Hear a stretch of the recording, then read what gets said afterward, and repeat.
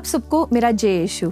मुक्ति की राह में इस किताब को धर्म शिक्षा के लिए उपयोग करते हैं और इस किताब के तीसरे अध्याय को आज हम समझेंगे। ये कक्षा 12वीं के लिए है। तीसरी अध्याय का नाम है पेंतको समूहों द्वारा दी गई चुनौतियां। पेंतको समूहों द्वारा किन किन चुनौतियों को हमारे सामने रखते हैं, ये देखने से पहले हमें सेलिन की एक कहानी इस किताब की शुरुआत में रखी गई है। इस अध्याय की शुरुआत में सेलिन एक बहुत अच्छी लड़की थी। बचपन से ही वो बड़ी तेज थी और पढ़ने लिखने में, खेल कूद में, अन्य कार्यों में ही वो बहुत अच्छी थी। तो उनके माता पिताओं को ये सपना था कि किसी दिन सेलिन इंजीनियर बनेगी, इसीलिए उसकी पढ़ाई पे उन्होंने बहुत अच्छे तरह से जोर दिया था। सेलिन रोमन कैथलिक कलीसिया की एक सदस्य थी। उनके परिवार भी बहुत अच्छी तरह से रोमन कैथलिक तौर तरीके से जीते थे। सेलिन के पापा उसे हर दिन चर्च ले जाना, बचपन से ही उस रीति रिवाज में बढ़ाना, ये सारी चीज़ पे बहुत ध्यान देते थे और हर नियमित प्रार्थना में वो भाग भी लेते थे।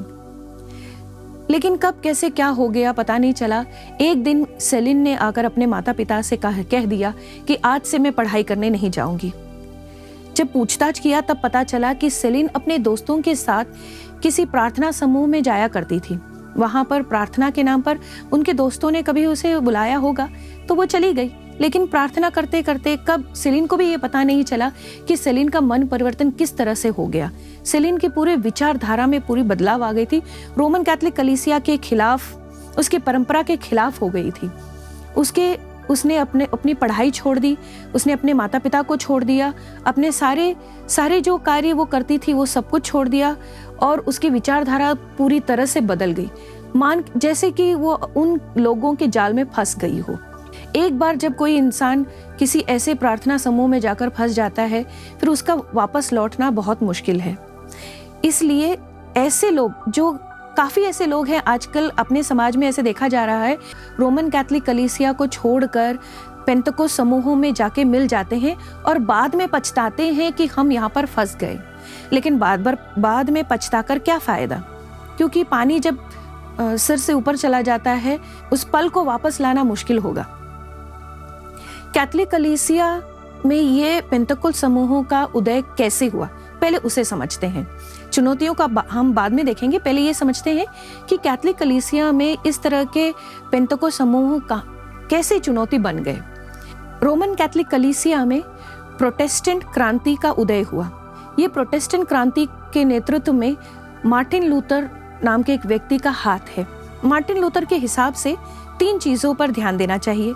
एक ईसाई के दिल में अगर विश्वास है तो वो काफी है।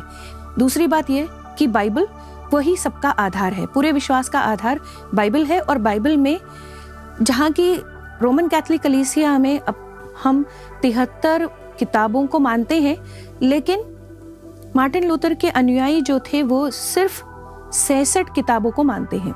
और फिर तीसरी बात ये, कलीसिया की हर एक व्यक्ति पुरोहित माना जाए तो पुरोहितों का कोई महत्व नहीं है। तो 3 चीजों पर आधारित उनका विश्वास था और इसी से उन्होंने प्रोटेस्टेंट क्रांति हमारे रोमन कैथलिक कलीसिया में लेकर आए। प्रोटेस्टेंट क्रांति के कारण पहले तो रोमन कैथलिक कलीसिया 2 भागों में बंट गया, लेकिन फिर विभिन्न विचारधाराओं के कारण, भिन्नताओं के कारण ये जो प्रोटेस्टेंट समूह जो बना था वो अपने आप में ही बढ़ता चला गया। इसी से ही बहुत सारे गुटों का उदय हुआ, जैसे Calvinism, Methodist church, Baptist church और रीवैंजलाइजेशन चर्च, ऐसे कई सारे गुटों का उदय हुआ। पहले तो जब जब इसकी शुरुआत हुई थी, इन गुटों की जब शुरुआत हुई थी, तब टी.बी. बैरेट नाम के एक व्यक्ति ने इसका नेतृत्व किया था और उनके नेतृत्व में, यानी थॉमस बॉल बैरेट के नेतृत्व में पेंटेकोस्टल समूहों का फैलाव हुआ। पहले तो ये कुछ राज्यों में, जैसे यूरोप में, अमेरिका में, फिर अफ्रीका, ब्राजील, इन सारे देशों में फैला। फिर जाके 19वीं सदी में भारत में आया और भारत में क्योंकि ये नया एक भूखंड था, तो यहाँ पर की उपजाऊ मिट्टी में इस तरह से ये विचारधारा फैली कि पेंटेकोस्टल समूहों को दिन दुगनी रात चौगनी बढ़ता गया।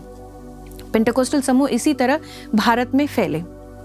पहले तो हम पेंटेकोस्टल समूह के जीवन शैली और उनकी विचारधारा को अच्छी तरह से समझेंगे। पेंटेकोस्ट समूहों में देखा गया है कि वह जोर जोर से प्रार्थना करते हैं, विशेषकर अजनबी भाषा में प्रार्थना करते हैं और पवित्र आत्मा का स्नान जरूर देते हैं। फिर जो लोग बेचारे से भोले भाले से होते हैं, वे इनके भाव प्रवणता यानी जोर जोर से प्रार्थना करने की शैली में फंस जाते हैं। उनका कहना यह है कि वे पुराने आदिम कलीसिया की तरह प्रार्थना करते हैं और पवित्र आत्मा के स्नान देते हैं। लेकिन इस बात को समझने के लिए हमें वो वचन को समझना पड़ेगा जो कि प्रेरित चरित्र में दी गई है। प्रेरित चरित्र में एक वचन दी गई है, अध्याय 2 पद संख्या 42 में। उसमें कहा गया है कि जो नए विश्वासी थे वो दत्तचित्त होकर प्रेरितों की शिक्षा पर ध्यान दिया करते थे, भातृत्व प्रेम का निर्वाह करते थे, फिर प्रभु भोज में और नियमित प्रार्थना में भाग लिया करते थे। इसका मतलब यह है, हमें समझना चाहिए कि प्रेरित चरित्र के जो आदिम कलीसिया थी वो किस तरह की थी।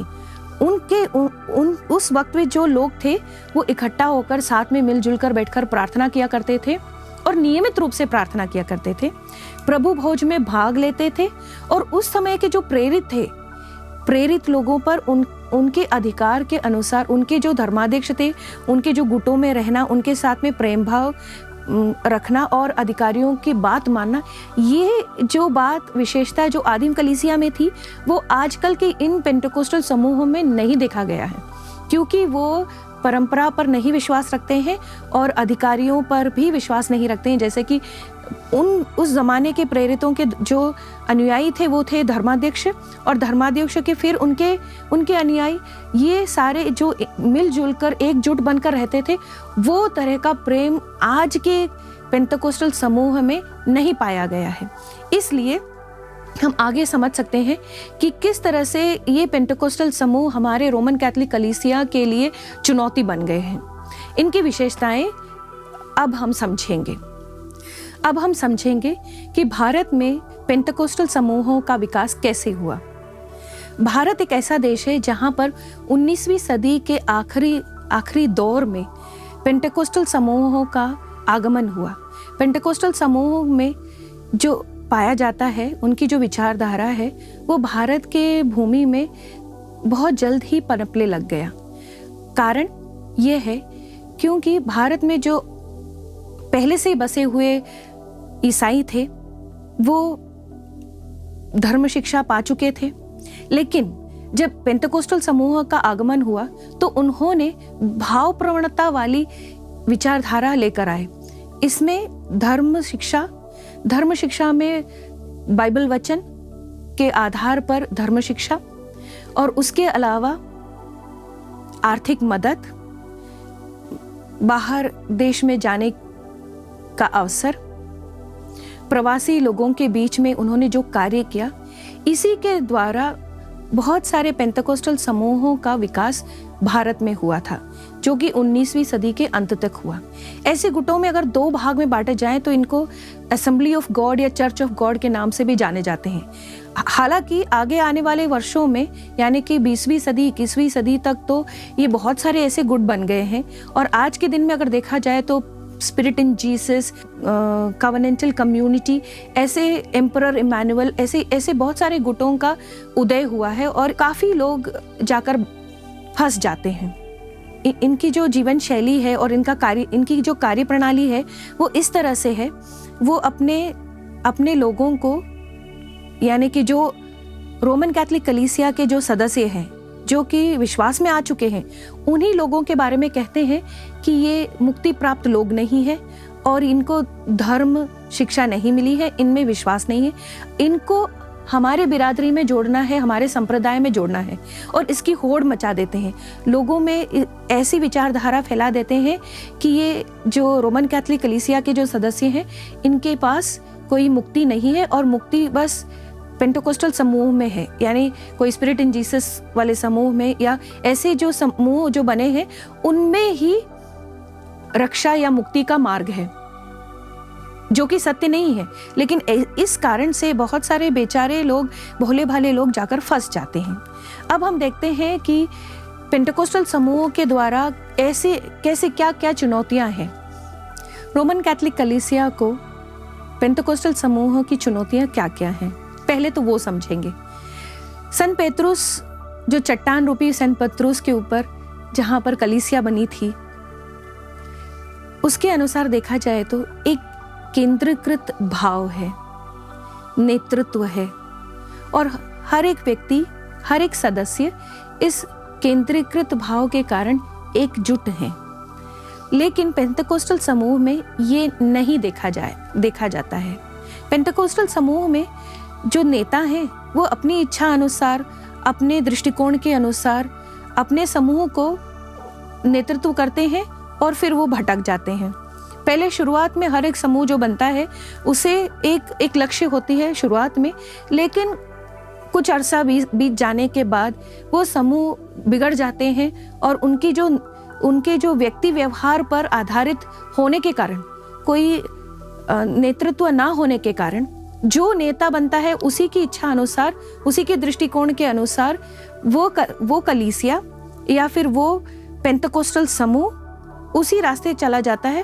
और काफी हद तक ये देखा गया है कि ऐसे पेंटेकोस्टल समूह में बाद में जो शुरुआत में उनकी जो प्रेरणा थी वो बाद में कहीं जाकर वो नष्ट हो जाती और समूह बिगड़ जाता है।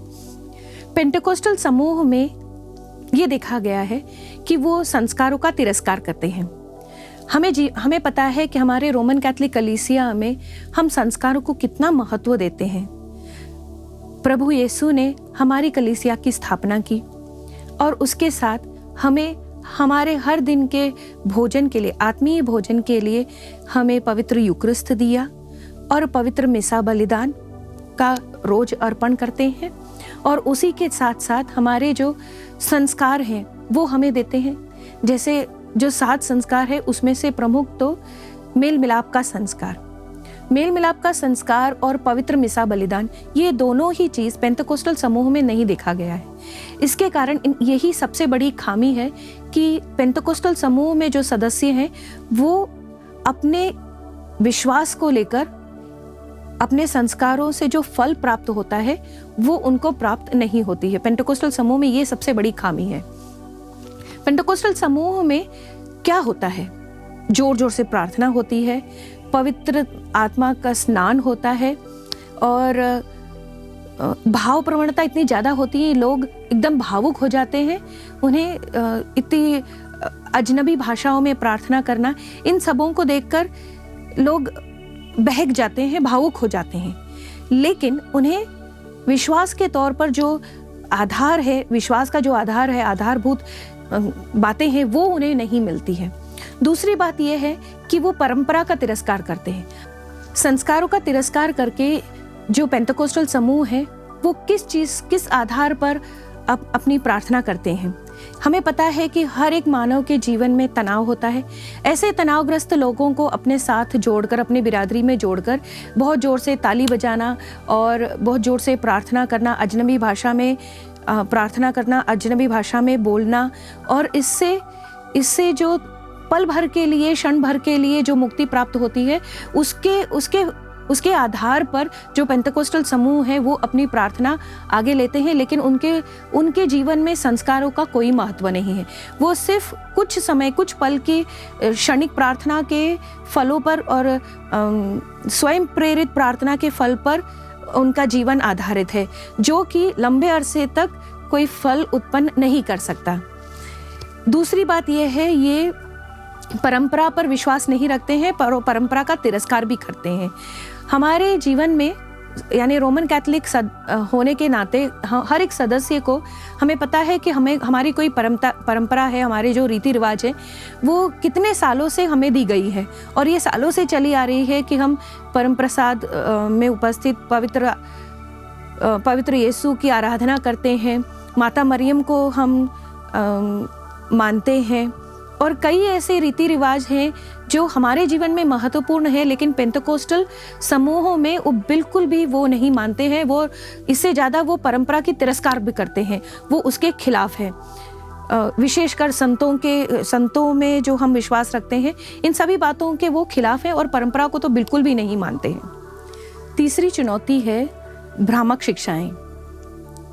भ्रामक शिक्षा का अर्थ समझने के लिए हमें समझना पड़ेगा कि किस तरह से पेंटेकोस्टल समूह जो थे या प्रोटेस्टेंट समूह जो हैं वो रोमन कैथोलिक कलीसिया से किस तरह से क्रांति कर कर अपने आप को तोड़कर अलग कर चुके हैं।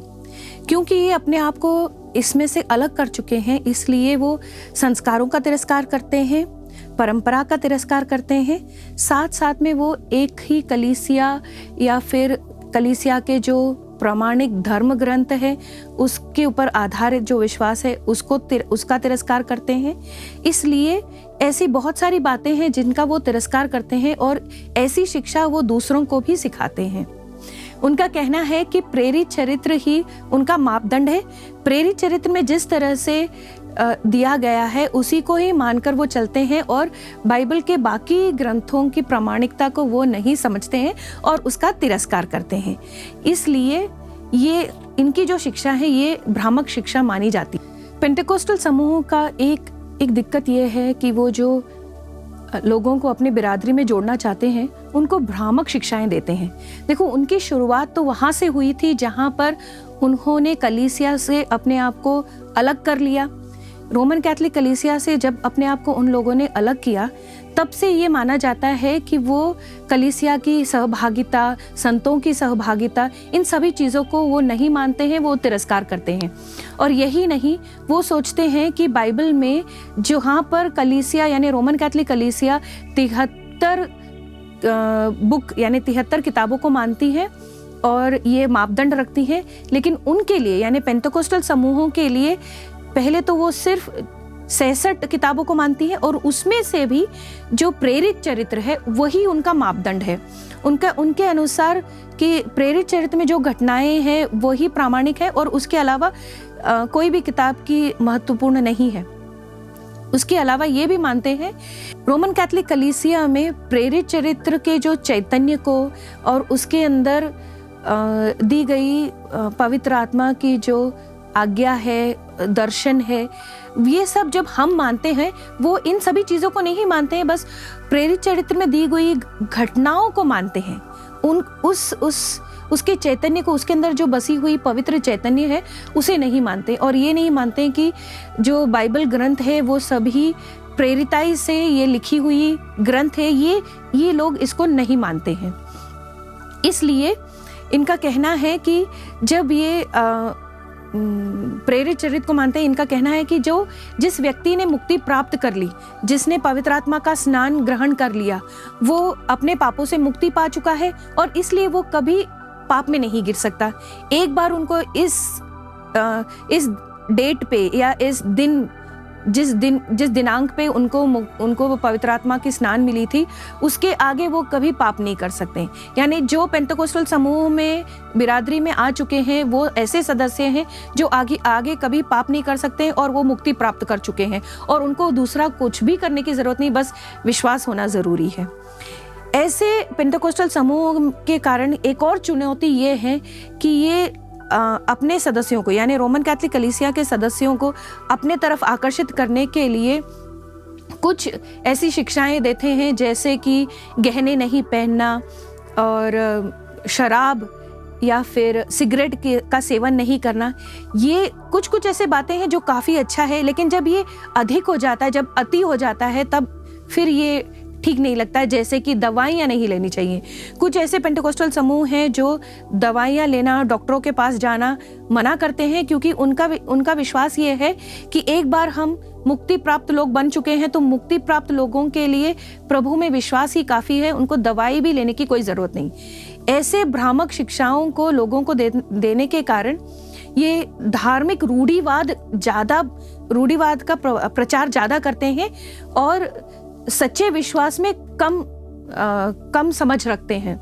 यही नहीं, बाइबल के जो वचन है, वचन रूपी जो प्रवचन करते हैं, उसमें भी वो व्याख्यान नहीं दे पाते, जबकि अपने व्यक्तिगत दर्शन को या व्यक्तिगत व्याख्यान को लोगों के सामने रखते हैं। उससे क्या हो जाता है कि कलीसिया की इच्छा, प्रभु की इच्छा समझने में ऐसे पेंटेकोस्टल समूह के सदस्यों को काफ़ी दिक्कत होती है। वो समझ नहीं पाते कि क्या सही है, क्या गलत है और क्या कलीसिया के कैसे विश्वास रखना चाहिए और किन आधारभूत बातों को मानना चाहिए। ये इस चीज़ों से भटक जाते हैं। और आखिरी चुनौती ये है कि ये जो पेंटेकोस्टल समूह हैं वो युगांत की गलत धारणा लोगों को देते हैं। कई ऐसे पेंटेकोस्टल समूह हैं, जैसे स्पिरिट इन जीसस है, एम्परर इमैनुअल है, उनका कहना है कि अंतिम दिन यानी प्रभु का दूसरा आगमन वो निकट है और किसी भी समय पर प्रभु का आगमन हो सकता है, इसीलिए हमें तैयार रहना है। और क्योंकि अंतिम दिन आने वाला है, इसलिए हमें बाकी कोई कामों में व्यस्त होने की ज़रूरत नहीं है। हमें सिर्फ प्रार्थना करनी चाहिए और प्रार्थना करनी चाहिए। प्रार्थना के अलावा बाकी चीज़ों को छोड़कर अपने जीवन को, यानी पढ़ाई छोड़ना या फिर कोई जॉब कर रहे हैं उसको छोड़कर सदस्य बन जाएं और इस संप्रदाय में जुड़ जाएं। जुड़ जाने के बाद में जब लोगों को समझ में आता है कि ये वो पछताते हैं, लेकिन ऐसे सिचुएशन से वो बाहर नहीं निकल पाते हैं। जो सदस्य जाकर फंस जाते हैं और उनको पता चलता है कि अरे ये तो गलत बात है और युगांत अभी नहीं होने वाला है, समझने पर भी उनकी विचारधारा बदल नहीं पाते और वो बचने का रास्ता सारा ही बंद कर देते हैं। ऐसे लोग युगांत के बारे में जो बाइबल में लिखा है उसको गलत तरीके से व्याख्यान करते हैं और लोगों को बताते हैं, जिससे बहुत सारे ऐसे भ्रामक शिक्षाएं और भ्रांति का माहौल पैदा करते हैं। काफ़ी लोग, एक बार अमेरिका में ऐसा एक सिचुएशन हुआ था जहाँ पर बहुत सारे लोग एक ही नेता के साथ में रहने लगे थे। काफ़ी पुरुष, स्त्री और बच्चे एक साथ एक गुट होकर एक नाव में रहने लग गए थे। आर्क ऑफ नोहा नाम का एक समूह था और उसी में लोग रहने लग गए थे और उनका विश्वास था कि पूरी धरती का अंत होने वाला है और प्रभु ईसा मसीह का दूसरा आगमन होने वाला है। और क्योंकि ये अंत होने वाला है, सो लोगों ने अपने आप को की आत्माहुति दे दी, लोगों ने अपने आप को ही मार डाला। इस तरह से गलत युगांत के बारे में गलत धारणाएं लोगों में फैलाना, भ्रांति का माहौल बनाना, ये ऐसे पेंटेकोस्टल समूहों में देखा गया है। एक पेंटेकोस्टल समूह अगर सीधे रास्ते चल भी जाते हैं तो काफ़ी अरसे बाद उनके नेता के दृष्टिकोण के अनुसार, उनकी व्यक्तिगत इच्छा के अनुसार ये गलत रास्ते में चले जाते हैं। इस तरह से हमारे कलीसिया के सदस्यों को ये एक चुनौती है कि हम ऐसे गलत समूहों का फैलाव कैसे रोकें और हमारे सदस्यों को इसके बारे में किस तरह से समझाएं, किस तरह से शिक्षा बांटें, किस तरह से समझाएं कि हम ऐसे लोगों के पास ना जाए और अपने विश्वास में दृढ़ रहे। हमें अपने परंपरा, अपने संस्कारों के बारे में अच्छी ज्ञान होनी चाहिए और विश्वास होना चाहिए कि पवित्र कैथोलिक कलीसिया ही वो परंपरागत कलीसिया है जिसमें हमें मुक्ति मिलेगी। और मुक्ति वो चीज़ नहीं है जो एक दिन में आ गई और फिर हमें अच्छा जीवन नहीं जीना चाहिए। अच्छे जीवन और अंत में, हमारे जीवन के अंत में ही हमें मुक्ति प्राप्त होगी। यही प्रभु ईसा का हमारे लिए वाग्दान रहा है, प्रॉमिस रहा है। हम उस प्रॉमिस को अपने मन में लेकर चले और उसी तरह से अपने पास आ रहे हैं सभी पेंटेकोस्टल समूहों के अगर हमें भटकाने की कोशिश करें तो हम उनको समझाएं कि मुक्ति की राह हमारे कलीसिया में है। हमें कोई भी समूह या संप्रदाय में जाकर जुड़ने की कोई जरूरत नहीं है। गलातियों के अध्याय 1 पद संख्या 8 और 9 में दिया गया है, जो सुसमाचार मैंने सुनाया है, यदि कोई, मैं स्वयं या कोई और स्वर्गदूत ही क्यों ना हो, इसके अलावा कोई विभिन्न सुसमाचार सुनाए तो वो अभिषिक्त होगा। और इसमें दिए गए प्रश्नों को आप समझिए और इसका उत्तर लिखिए। इसके अलावा एक चीज जो आपको समझनी चाहिए, आपके जीवन में आप बहुत ऐसे रोमन कैथोलिक कलीसिया के सदस्यों को मिलेंगे जो कि भटक चुके हैं और ऐसे पेंटेकोस्टल समूह में जाकर जुड़ चुके होंगे। ये आपका उत्तरदायित्व है, मेरा उत्तरदायित्व है कि हम ऐसे लोगों से जब संपर्क में आए तो उनकी विचारधारा को बदलकर उन्हें समझाएं कि रोमन कैथोलिक कलीसिया ही वो परंपरागत कलीसिया है जहां पर प्रभु यीशु ने अपने शिष्यों के द्वारा, उत्तराधिकारियों द्वारा और परंपरा के द्वारा हमें मुक्ति का राह दिया है और हम उसी एकीकृत कलीसिया के नीचे आ जाएं, क्योंकि प्रभु यीशु कहते हैं, मैं अपने भेड़ों को इकट्ठा करना चाहता हूँ। इसी तरह हम जब इकट्ठा हो जाएंगे तभी प्रभु यीशु का दूसरा आगमन होगा। इस अध्याय के पीछे दिए गए जो प्रश्न है उन्हें समझकर आप इसका उत्तर लिख लीजिए। ये अध्याय में बहुत सारे प्रश्न दिए गए हैं और इन जो प्रश्नों के उत्तर हैं वो इसी अध्याय से पढ़कर उसको समझकर उसका उत्तर लिखें। धन्यवाद।